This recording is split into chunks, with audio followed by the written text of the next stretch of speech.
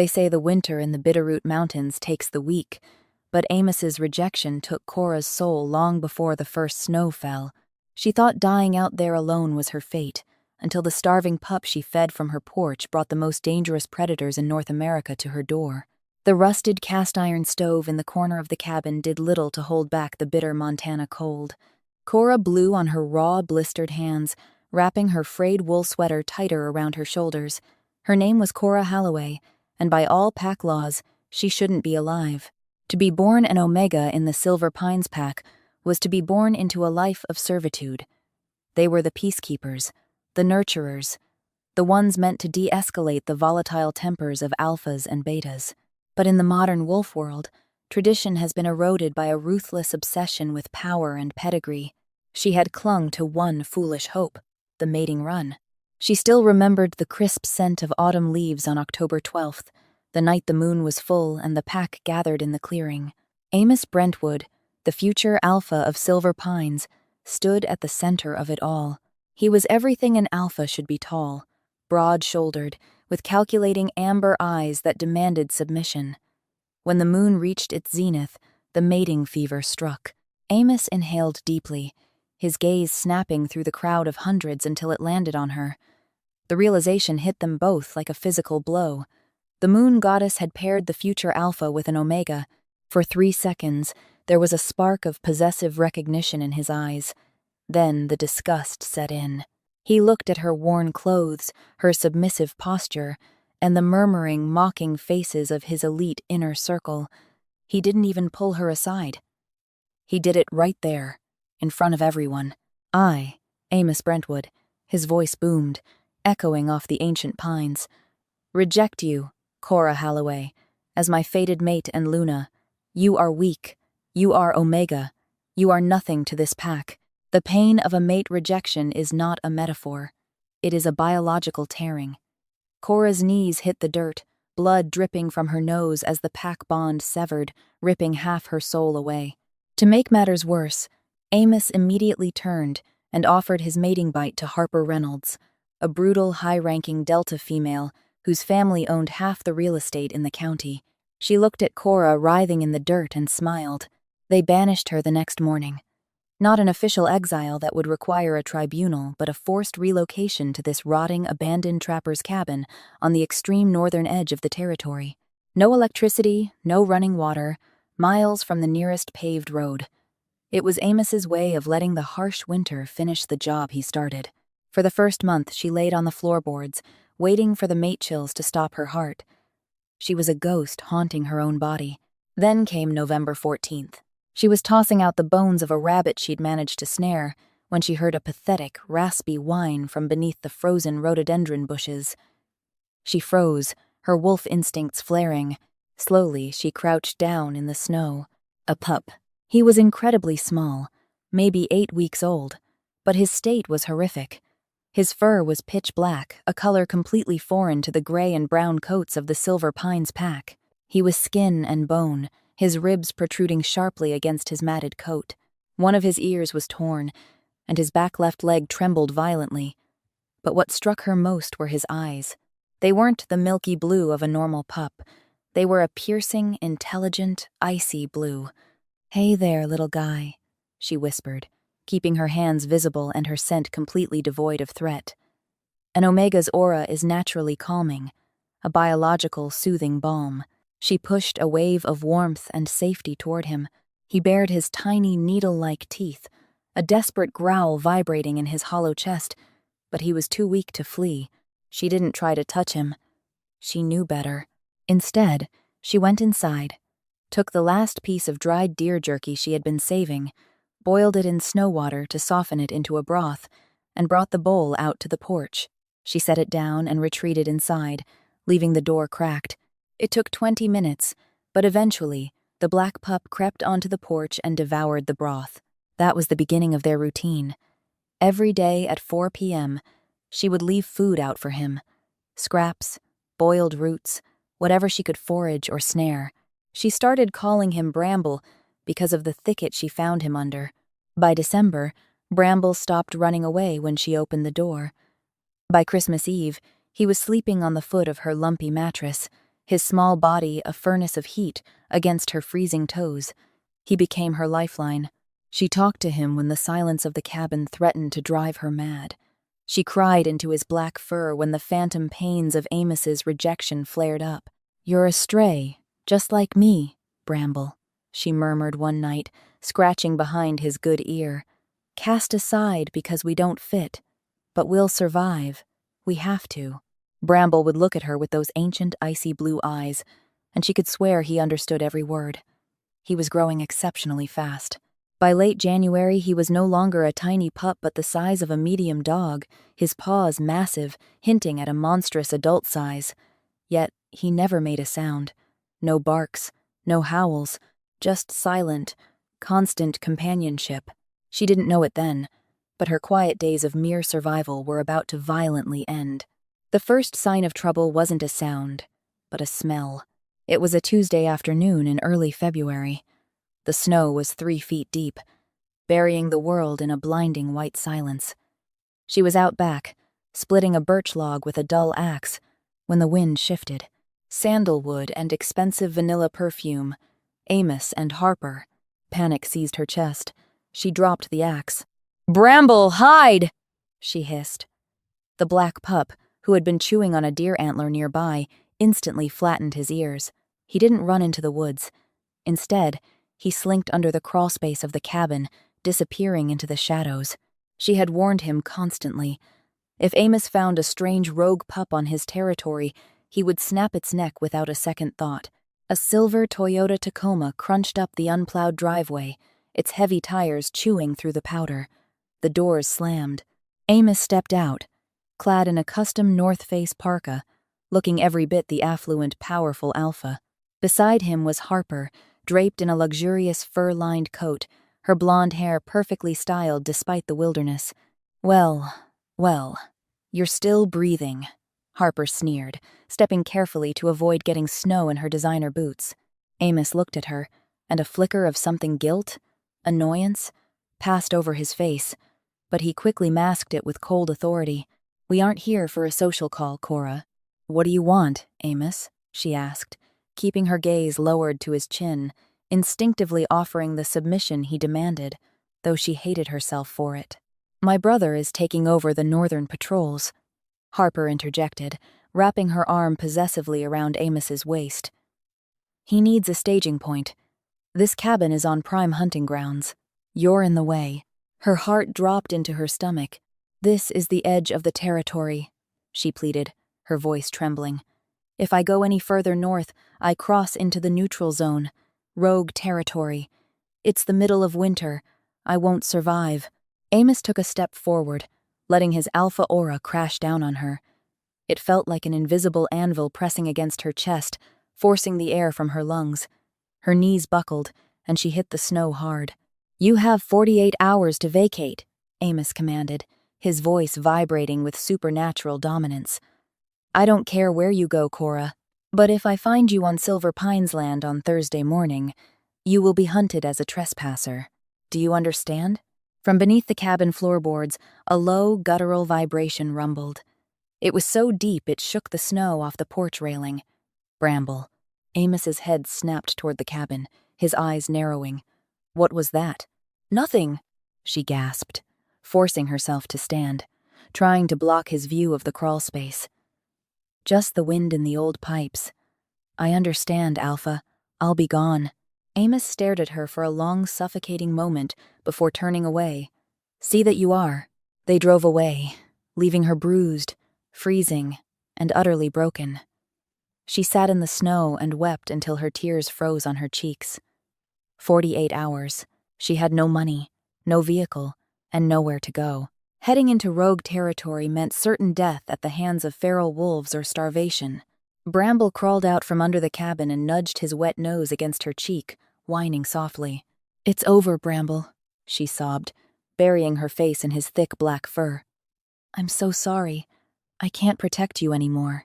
She spent the next day packing her few possessions into a canvas duffel bag, matches, 2 blankets, a hunting knife, and what little food she had left. She planned to walk at dusk, hoping the cover of night would hide her from border patrols. As the sun dipped below the jagged peaks of the Bitterroots on Wednesday evening, the temperature plummeted to 10 below zero. She strapped the bag across her chest and walked out onto the porch. Bramble was standing at the edge of the tree line, staring intensely into the dark woods. "Come on, Bramble. We have to go," she called out softly. He didn't move. Every hair on his spine was standing straight up. Suddenly, the woods went completely unnervingly silent. The wind died. The nocturnal bugs ceased their chirping. The air itself felt thick, charged with an overwhelming, suffocating pressure that made Amos's alpha aura feel like a gentle breeze. Her breath hitched. She took a step back toward the cabin door. From the shadows of the ancient pine trees, a massive paw stepped into the moonlight. Then another. 4 wolves emerged from the forest. Her blood ran cold. They were not silver, gray, or brown. They were pitch, midnight black, and they were monstrously huge, easily the size of grizzly bears, dwarfing any alpha she had ever seen. The pack of them fanned out in a semicircle, effectively trapping her against the porch. Rogue pack. The Obsidian Syndicate. The rumors were true.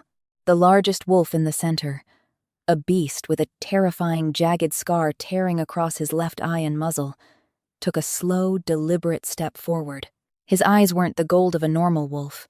They were a glowing, blood-red crimson, an alpha of terrifying ancient lineage. She was going to die right here on this porch. She dropped her bag and fell to her knees, exposing her neck in ultimate, desperate submission, praying they would make it quick. "Please," she whispered to the snow. The crunch of shifting bones filled the air. When she dared to open her eyes, the 4 wolves had shifted into human form. They stood completely unfazed by the sub-zero temperatures, naked and heavily scarred, radiating a raw, lethal power that made the air hum. The scarred leader stared down at her. He was breathtakingly rugged, with dark hair and a jawline carved from granite. But before he could speak, a blur of black fur darted past her from the porch. "Bramble, no," she screamed, lunging to grab him. But Bramble didn't attack the massive men. He ran straight to the terrifying leader and, in a sickening crunch of bones, shifted. She gasped, falling back onto her hands. Where her pup had been, a small boy now stood in the snow. He looked about 5 years old, pale and shivering, with messy black hair and those same icy blue eyes. The terrifying alpha dropped to his knees, his face softening in absolute shock. He pulled the boy into his chest, burying his face in the child's hair. "Asher," the man breathed, his voice thick with raw emotion. "Thank the goddess." The boy wrapped his arms around the man's neck. "Uncle Gideon," he whimpered. "I waited." Gideon Cross, the alpha of the Nightfall Syndicate, the most feared and ruthless pack in the Western Hemisphere. And the stray pup she had been feeding scraps of jerky to for 3 months was his nephew, the missing heir. Gideon stood, lifting the boy into his arms. He handed him off to one of the other massive men. Then, Gideon turned his crimson gaze back to her. She scrambled backward until her back hit the wooden railing of the porch. She was an omega of the pack that had likely kidnapped or harmed this boy. He was going to slaughter her. Gideon closed the distance between them in 2 strides. He towered over her, a god of war and vengeance. He leaned down, his face inches from hers, his chest heaving. He closed his eyes and inhaled deeply, taking in her scent. When his eyes snapped open, the crimson was gone, replaced by a swirling, stormy black. The fury on his face completely vanished, replaced by an expression of profound, earth-shattering shock. He slowly reached out, his calloused, blood-stained fingers trembling as he gently brushed a strand of hair from her frozen cheek. "Mine," the alpha of the Nightfall Syndicate whispered, his voice a gravelly vow that echoed in the silent winter night. "Mate," the word hung in the freezing air, heavier than the snow burying the Bitterroot Mountains. "Mate." Cora stopped breathing. Her mind, already fractured by months of isolation and the lingering trauma of Amos's rejection, simply short-circuited. She stared up at Gideon Cross, the alpha whose name was whispered to frighten disobedient pups, unable to process the profound reverence in his stormy black eyes. He wasn't looking at an omega. He was looking at a queen. "No," she choked out, a pathetic, broken sound. She shrank back against the splintered wood of the cabin, crossing her arms over her chest. "You're mistaken. I'm broken. Amos Brentwood rejected me. I don't have a wolf left to give you." Pain flashed across Gideon's rugged face, so sharp and visceral it made him wince. He didn't try to touch her again. Instead, he shrugged off his heavy, fur-lined parka and gently draped it over her trembling shoulders. The scent of him crushed cedar, dark roast coffee, and an intoxicatingly masculine musk enveloped her, instantly soothing the ragged edges of her frayed nerves. "My beta, Declan," Gideon said, his voice a low, calming rumble, gesturing to the tallest of the three other men who had now dressed in dark winter gear. "He is going to take my nephew to the heated SUV we left on the ridge. You are coming with us, Cora. You will never be cold or hungry again." Before she could process how he already knew her name, a frantic tugging at her snow-soaked jeans drew her attention. Asher, the boy she knew as Bramble, was looking up at her, his icy blue eyes wide with urgency. "Cora has to come, Uncle Gid," Asher whispered, his teeth chattering despite being held by a massive enforcer. "The bad lady is coming back, the yellow-haired lady who threw me in the freezing river." The blood drained from her face. Harper. Gideon's head snapped toward his nephew, his aura instantly shifting from protective warmth to a suffocating, lethal bloodlust. "What yellow-haired lady, Asher?" "Harper Reynolds," Cora whispered, the puzzle pieces slamming together with sickening clarity. "Her family owns Reynolds Holdings, the biggest real estate and logging conglomerate in Kootenai County. Amos just took her as his mate." A low, vibrating growl ripped from Gideon's throat. The Nightfall Syndicate had been expanding their legitimate business operations into Idaho, threatening the Reynolds monopoly. Kidnapping the heir to the syndicate wasn't just an act of cruelty. It was a calculated act of war, meant to force Nightfall back to the shadows. And Harper had dumped him in the neutral zone, deep in the Bitterroots, assuming the harsh winter would erase the evidence of her crime. "Alpha," Declan warned, his voice tight. Headlights, approaching from the south. Cora looked past the tree line. The sweeping beams of high-powered off-road lights were cutting through the falling snow, moving rapidly up her unplowed driveway. They hadn't given her 48 hours. Amos and Harper had returned. "Stay behind me, little wolf," Gideon murmured, his tone leaving no room for argument. He stepped in front of her, his broad back an impenetrable wall between her and the approaching vehicles. Declan and the two other enforcers melted into the shadows of the pines, their eyes flashing silver as they partially shifted, waiting. 3 heavy-duty Ford F-250s slammed to a halt in the clearing. The doors opened, and out stepped Amos, Harper, and Harper's brother, Preston Reynolds, flanked by half a dozen of Silver Pine's toughest enforcers. They were carrying heavy canisters, gasoline. They hadn't come to evict her. They had come to burn the cabin down, ensuring no trace of Asher or the Omega who might have seen him was ever found. "I thought I told you," Amos began, his alpha voice booming across the clearing, but the words died in his throat as he fully took in the scene. Gideon Cross stood casually at the bottom of the porch steps, hands in his pockets, his crimson eyes glowing like embers in the dark. Amos faltered, taking an involuntary step back. Every instinct in his body screamed at him to submit. The Silver Pines enforcers behind him immediately dropped their gaze to the snow, whimpering softly at the sheer, suffocating pressure of Gideon's presence. "Amos Brentwood," Gideon said. His voice wasn't loud, but it carried a terrifying, lethal weight that echoed off the mountains. "You have something that belongs to me. Or rather, your new mate does." Harper pushed past Amos, her face pale but twisted in a mask of arrogant defiance. "We are on Silver Pines territory. You have no jurisdiction here, Cross. Take your rogue filth and get out, or the regional council will have your head." Gideon chuckled, a dark, humorless sound that made the hairs on Cora's arms stand up. "Jurisdiction? You abducted my brother's 5-year-old son from a playground in Coeur d'Alene. You drove him across state lines and threw him into the Clark Fork River to drown. And when he miraculously survived and sought shelter on your land, you came tonight to burn him alive." Amos turned to Harper, his amber eyes wide with genuine shock. "What is he talking about, Harper? A pup? You said this cabin was just a staging point for Preston. He's lying, Harper shrieked, though her trembling hands betrayed her. Kill them, Amos. Defend our borders. Amos hesitated. He was arrogant, but he wasn't suicidal. To attack the Alpha of the Nightfall Syndicate was to sign a death warrant for his entire pack. I am not here for a border dispute, Gideon announced, taking a slow, predatory step forward. I am here for blood, and I am here for my mate. Gideon reached back, his large, warm hand finding hers. He gently pulled her forward, out from behind his back, so she was standing beside him on the snow-covered steps. Amos's jaw dropped. He stared at her, then at Gideon, then back at her. The realization hit him like a physical blow. The invisible thread of destiny that he had so carelessly severed on the night of the mating run had snapped back, connecting her to the most powerful wolf in North America. Cora? Amos breathed, his voice laced with sudden, desperate possessiveness. Pack law was ancient and twisted. An Alpha's ego could not handle seeing something he discarded elevated above him. No. She is an Omega of Silver Pines. You cannot have her. She is the Luna of Nightfall, Gideon roared, the sound unleashing a shockwave of dominance that drove Amos and his enforcers straight to their knees. Even Preston collapsed, gasping for air.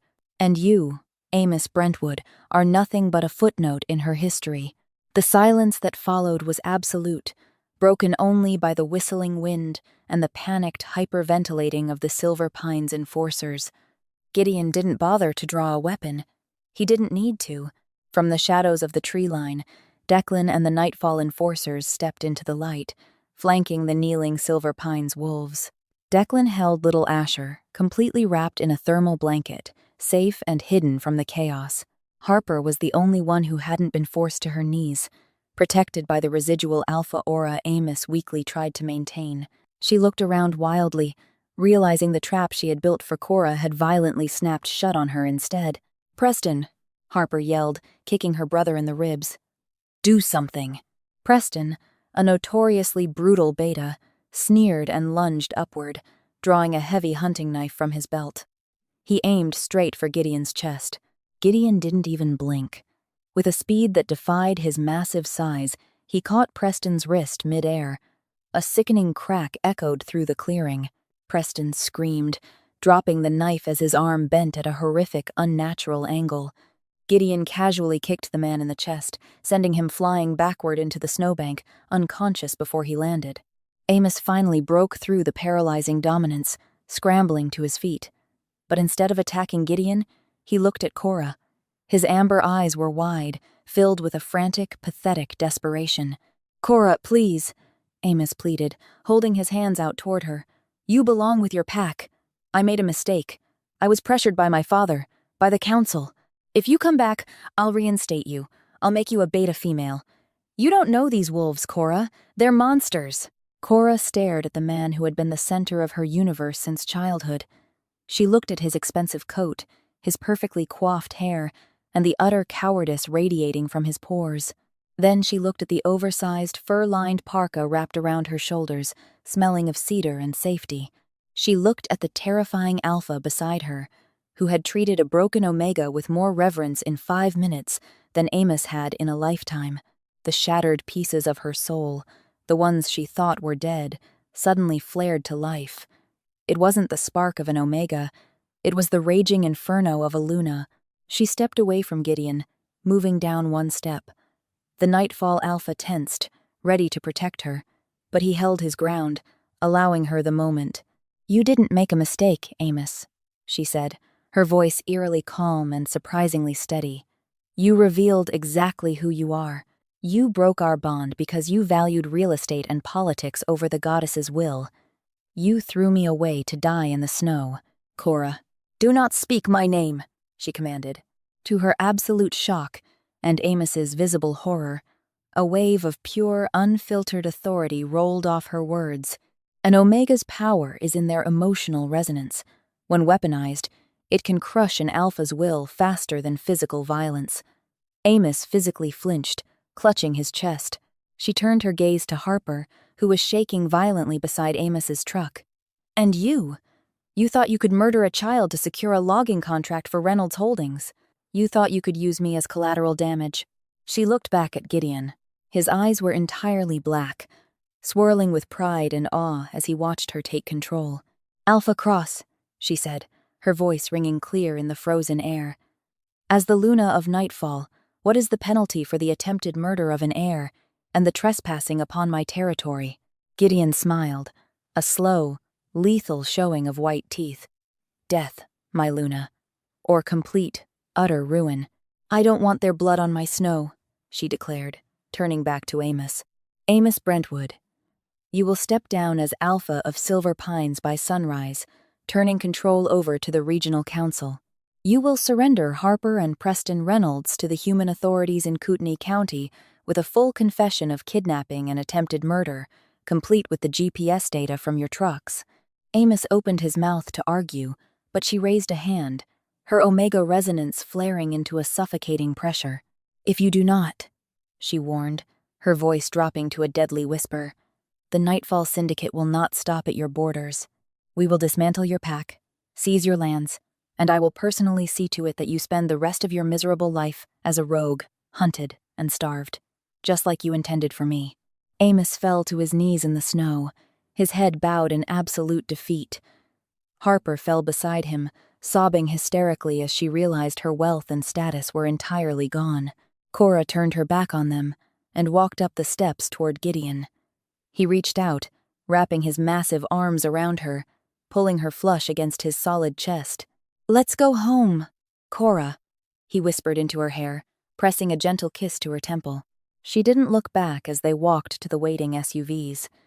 She climbed into the heated back seat, immediately pulling a shivering Asher into her lap. The little boy buried his face in her neck, his breathing finally slowing as he recognized her scent. Gideon slid in beside her, his thigh pressing against hers, a grounding, unyielding presence. As the convoy of black SUVs reversed down the driveway, leaving the ruined Alpha and his treacherous mate in the snow, she looked out the window at the rotting cabin. It was no longer a tomb. It was the place where the weak Omega had died, and a queen had been forged. They say the winter takes the weak, but it merely burns away the fragile layers we hide behind, leaving only tempered steel. Amos threw her to the cold to die, but the snow gave her a son to protect, and a king who recognized her worth. She was Cora Cross, Luna of the Nightfall Syndicate, and she would never be cold again. Hi, my name is King's Obsession Concord, the owner and manager of King's Obsession Concord. After watching the video, Rejected Omega fed a pup every day. One day, 4 black wolves pulled up to her cabin. I'd really like to know what you think. How did this story make you feel? For me, the strongest feeling in this story was the quiet impact of kindness.